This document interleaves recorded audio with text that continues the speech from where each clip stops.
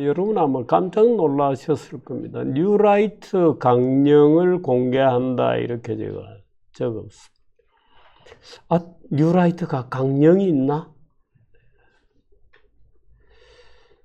몇 가지 아마 지금 이 언론이나 이 좌파들이 당신 뉴라이트하고 막 공격하는 것하고 우리가 알고 있는 뉴라이트하고 조금 다른 것 같아요.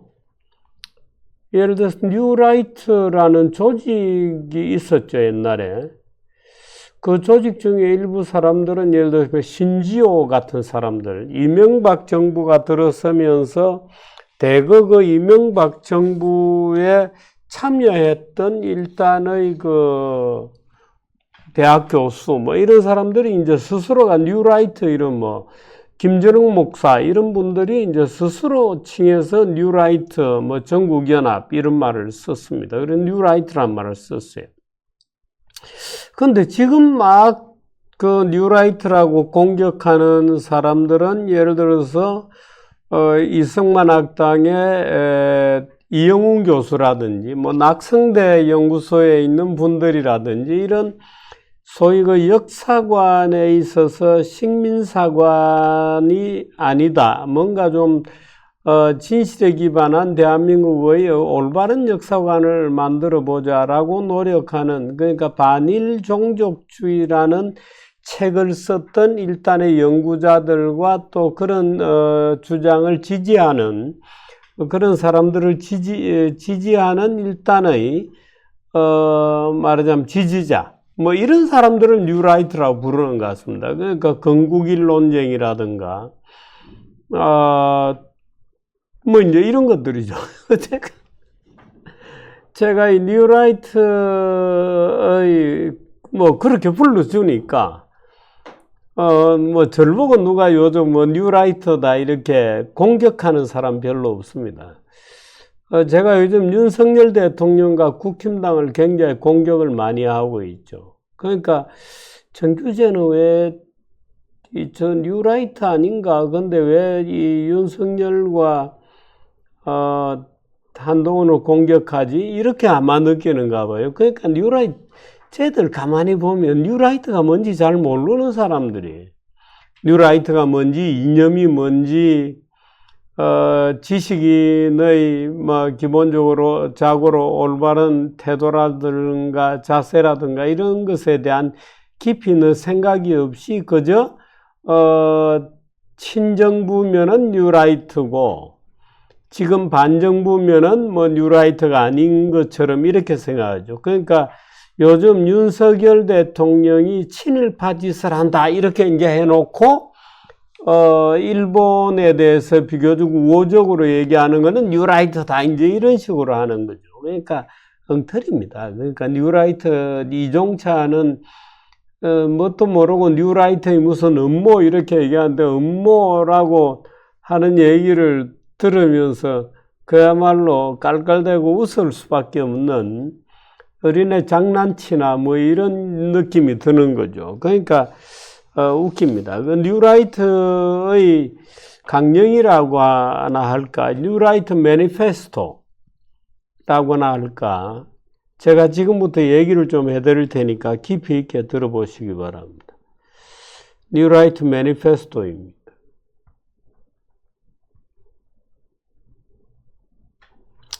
자, 한번 보시겠어요? 뉴라이트 매니페스토. 국뽕 아닌, 국뽕을 거부하면 뉴라이트입니다. 역사의 양심과 진실을 추구하려고 하는 사람, 뉴라이트 맞습니다. 식민지 근대화론을 인정하는 사람, 뉴라이트 맞습니다. 이 뉴라이트 매니페스토는 오늘 아침에 제가 일종의 앞으로 이런 걸 그럼 한번 만들어 보자는 뜻에서 적었어요. 그러니까 이 대목 중에 약간 논쟁적인 대목도 있을 수 있고, 그건 빼자, 이건 넣어보자 하는 그런 토론들이 앞으로 있을 수 있습니다. 뉴라이트라는 조직은 없습니다. 지금 좌익들이 또는 이종찬 씨가 생각하는 뉴라이트의 조직, 뭔가 음모를 꾸미고 독도 이 조각품, 독도 조형물을 지하철에서 드러내고 친일 짓을 하는 이 뉴라이트, 그런 뉴라이트는 없습니다. 저도 오늘 어제 저녁에 그 독도 조형물을 지하철이나 전쟁기념관 이런 데서 드러내는 것을 보고 굉장히 반발하는 그런 프로그램들을 하더라고요. TV에서 MBC 이런 애들이.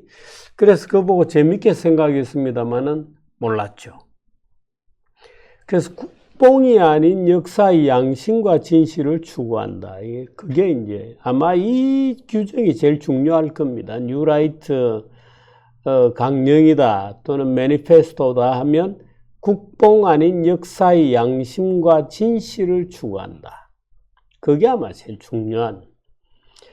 그 다음에 그 결과로 반일 종족주의에 잘 기재되어 있습니다만 식민지 근대화론을 일부 인정합니다. 인정하는 형식이 식민지 근대화론은 국내에서 시작된 것도 아니고 국제적으로 시작이 되었습니다. 국제 경제학자들이, 경제를 주로 하는 사람들이 한국과 대만은 왜 경제가 저렇게 좋아지고 발전되고 하냐. 둘 다 일본의 식민 지배를 받았기 때문에 그 과정에서 어떤 종류의 근대화 작업이 이루어진 거 아니냐 하는 것이 식민지 근대화론입니다. 그게 이제 식민지 근대화론의 기본 출발이에요. 그 다음에 그러다 보니까 후기조선이 자력갱생, 자본주의 맹화가 발전되고 있다. 요즘 고종이 개혁군주다, 민비가 명성황후다, 이런 식의 소위 허구의 그 역사를 자꾸 만들어내는 아이들이 있습니다. 그래서 허구의 발전 이론을 계속 만들어내는 것은 허구다 하는 생각을 하는 거예요. 그 다음에 일반론으로 내려오면 예를 들어서 5.18은 민주화 운동이다. 4.3은 대한민국의 성립을 반대하는 반란이다. 이런 것들로 이제 정리가 되어 있는 거예요. 5.16은 쿠데타다. 그러나 그 결과는 혁명이었다. 이제 이런 거죠. 다시 할까요? 5.18은 민주화 운동이지만 4.3은 반란이었다. 당연히 여순 반란 사건이죠. 저는 개인적으로는 예를 들어서 5.18 같은 호칭을 부를 때 또는 동학 같은 호칭을 부를 때 되도록이면 당시의 호칭으로 부르는 게 맞다. 예를 들어서 동학은 동학난 이렇게 부르는 게 맞다. 5.18 광주 사태 이렇게 불러도 무방하다. 그러나 그 결과는 또는 그 성격을 평가하면 민주화 운동이 되는 거예요. 예를 들어서 5.16은 쿠데타이죠. 그런데 그 결과는 혁명적 결과를 가지고 12.12는 부인할 수 없는 군사반란이죠. 그렇게 정리가 된다. 저는 이렇게 봅니다. 종북 세력은 어두운 시대의 질병이다. 또는 기생충이다. 시장경제 이념이 대한민국의 기본 질서라고 보는 겁니다. 물론 복지라든가 또는 어떤 종류에 있어서 정부의 개입을 부정하지는 않습니다. 그러나 기본적으로는 시장경제 이념입니다. 이 시장경제의 기본 이념이라는 것은 정부의 권력을 제한하고 규제를 풀고 이제 그런 것들. 소위 신자유주의다. 예스. 그렇게 볼 수 있죠. 48년 8월 15일이 건국일이다. 예, 그렇게 봅니다. 인디펜던스 데이다. 온 세계가 그렇게 봅니다. 그래서 온 세계가 대한민국의 건국 축하 매년 보내죠. 매년 인디펜던스 데이라고 영어로 써가지고 예를 들어서 전 세계가 인디펜던스 데이를 축하하는 축하 전보를 보내는데 그게 48년 8월 15일입니다. 그 다음에 뉴라이트 매니페스토에 굳이 넣으라면 한국은 많은 문제가 있고 그 문제를 해결해야 되고 극복해야 되고 하지만 기본적으로는 자랑할 만한 국가다 하는 것들이 아마 제가 이 뉴라이트 매니페스토 이렇게 얘기를 하면 뉴라이트에 속하는 분들 중에 또는 뭐 심지어 이영훈 교수님 같은 분들이 야, 그 누구 허가 맞고 뉴라이트 매니페스토를 네 마음대로 내냐 이렇게 얘기할 수도 있습니다. 근데 제가 하나의 그 뉴라이트 하도